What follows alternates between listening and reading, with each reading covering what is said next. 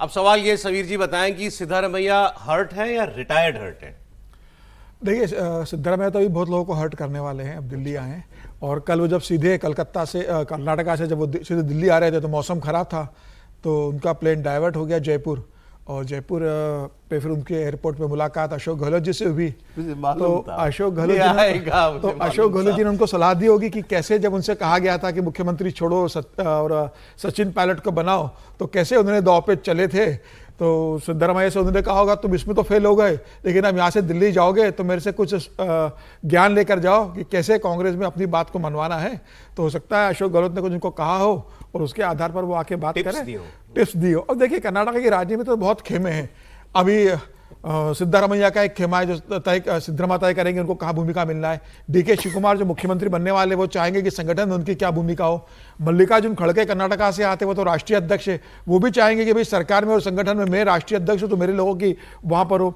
सुरजेवाला एक अलग दावेदार है क्योंकि वो वहाँ के प्रभारी है, उनके अपने विधायक हैं, उनके अपने संगठन में लोग हैं, वो चाहेंगे कि मेरे लोग सरकार में और संगठन में ज़्यादा है। तो दावेदार बहुत लोग हैं, लेकिन मुझे लगता है कि सिद्धारमैया ने अभी मुख्यमंत्री का पद छोड़ा है, राजनीति नहीं छोड़ी है उन्होंने, अभी पकड़ नहीं छोड़ी है कर्नाटका की। और वो उन्होंने बहुत स्पष्ट बताया ना कि इस खड़गे साहब खुद भी कुछ उस हिस्सेदारी में कुछ हिस्सेदारी चाहेंगे ना कि भैया ठीक है कि मेरे बेटे के लिए क्या होगा, मेरे लोगों के लिए क्या होगा। सिद्धारमैया अपने बेटे के लिए चाहेंगे कि मेरे बेटे को क्या दिया जा रहा है। तो सिद्धारमैया बता रहे कि ठीक है अब मैं फ्री हो गया हूं, now I am a free bird.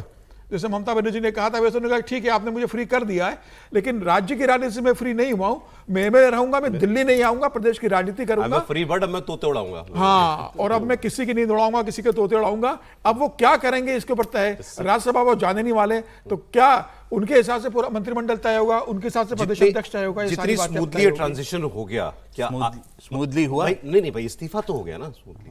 तो सिद्धारमैया जी ने कोई टेंट्रम्स नहीं किए, कोई बयानबाजियां नहीं हुई, कुछ नहीं।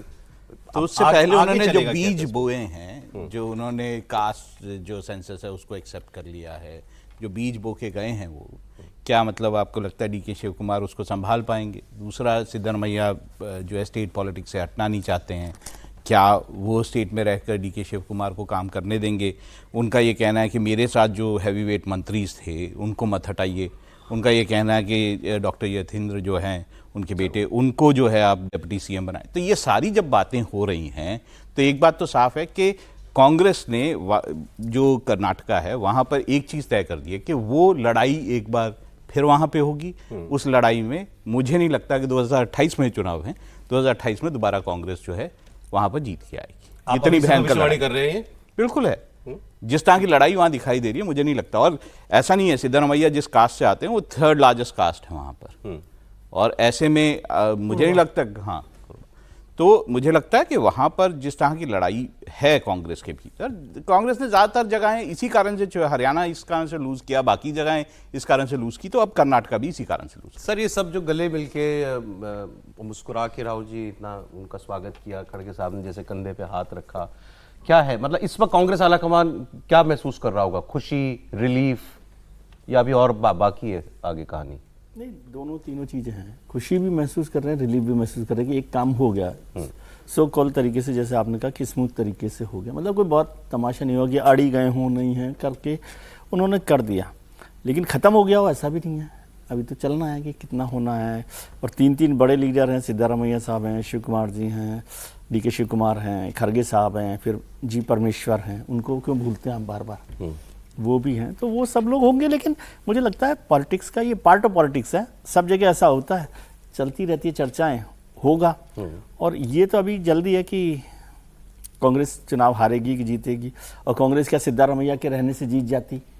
ये भी हाँ, अगर ये 5 साल ही चलते तो क्या जीत जाती? तो नहीं चलते, तो वो तो खैर अलग इशू है। लेकिन मुझे लगता है हफ्ते 15 दिन में ये सेटल हो जाएगा, क्योंकि जिस तरह से इस इशू को एक तरह से पर्दा डाला गया है उसके बाद होगा। लेकिन बेहतर होता है कि सिद्धारमैया को दिल्ली आने के लिए तैयार कर लेता है हाईकमान। अभी बड़ा एक तारीफ करके पोस्ट लिखा है डीकेएस ने शायद सिद्धारमैया के लिए, भी बताया जा रहा है, उसमें बड़ी तारीफ की है। और आप ये सोचिए भाई, राहुल गांधी और क्या कर सकते थे? डीके शिव कुमार को चीफ मिनिस्टर ही बना सकते हैं ना। हाँ, अब उसके बाद आप ना संभाल पाओ, आप वो तो अब तो ये उनका स्किल है और इसमें वो माहिर माने जाते हैं नेटवर्किंग में। नेटवर्किंग में है और हो जाएगा। मैं कह रहा हूँ ना, ये एक इस तरह के तो चलते रहते हैं इनिशियल जो मामले हैं, अभी नई सरकार बनेगी, नए मंत्री आएंगे, हो सकता है उसमें से कुछ लोग नाराज भी हों, कुछ लोग जो नहीं बनेंगे वो नाराज इनको ही पूरे होंगे। घर के बदलने हैं इनको। पूरे घर के बदलने हैं, लेकिन पूरे घर में कुछ चीजों को इधर उधर भी करना होता है ना, इस कमरे से उस कमरे में, उस एक कमरे लाइन से। जोड़ दूं, वो दिवाली के 2 दिन पहले गुजरात में पूरे घर के बदल दिए थे बीजेपी ने। हर्ष सिंघवी को उप मुख्यमंत्री बनाया, चू तक आवाज नहीं है किसी की। 1 घंटे में इस्तीफा हुआ, 3 घंटे में दूसरे दिन शपथ ग्रहण हो गया। ऐसा कांग्रेस ऐसा नहीं हुआ कि दिल्ली आ रहे और मेरा खेमा और मेरे लोग और मेरे बेटे बात को यह है कि बनाओ। वो चूं कर भी लेते तो क्या हो जाता। क्या होता? नहीं तो वहां कोई करने वाला है क्या? त्रिपाठी जी बताएंगे। नहीं, देखिए, सबसे पहले तो ये मुझे लगता है कि हम पत्रकारों की आदत थोड़ी ख़राब होती है। बेचारे राहुल गांधी को 24 घंटे 48 घंटे भी आप लोग थोड़ा अच्छा हो गया, कुछ तो ठीक हुआ, ऐसा नहीं करने दे रहे हैं।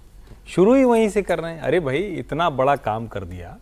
और अभी हम लोग कल भी चर्चा कर रहे थे, हम लोगों ने परसों ये बात की थी क्या ये करेंगे कि नहीं करेंगे, और अगर न करते तब तो कांग्रेस का हारना पक्का था, क्योंकि वहां गुटबाजी थी। कम से कम ये करेंगे तो उसके बाद तय करना है कि भाई हारेंगे या जीतेंगे।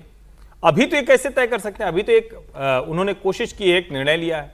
दूसरी बात ये कि राहुल गांधी निर्णय ले रहे हैं, आप पहले इसकी प्रशंसा कीजिए। सही बात। राहुल गांधी जो निर्णय ही नहीं लेते थे, कहा जाता था कि वो मीटिंग में आए और उठ के चल देते थे, कहते तुम लोग डिसाइड कर लो। अब अगर वो सिद्धारमैया को बुला के और निर्णय ले रहे हैं, सब कुछ कर रहे हैं, अब रातों रात अमित शाह तो नहीं हो जाएंगे, जो समीर जी की मंशा है। रातों रात अमित शाह कैसे हो सकते हैं भाई? उसके लिए तो समय लगता है ना। लेकिन अगर वो ये सब कर रहे हैं तो उन्होंने भी तो गुणागणित किया होगा ना। उन्होंने भी तो बैठ के सोचा होगा कि भाई कुर्बा कम्युनिटी, वो पूरा का पूरा समाज कहीं रिएक्ट ना कर जाए। अच्छा, मान लीजिए उनके बेटे को उप मुख्यमंत्री या कोई ढंग का मंत्री बना दिया, तो काहे को समाज नाराज होगा?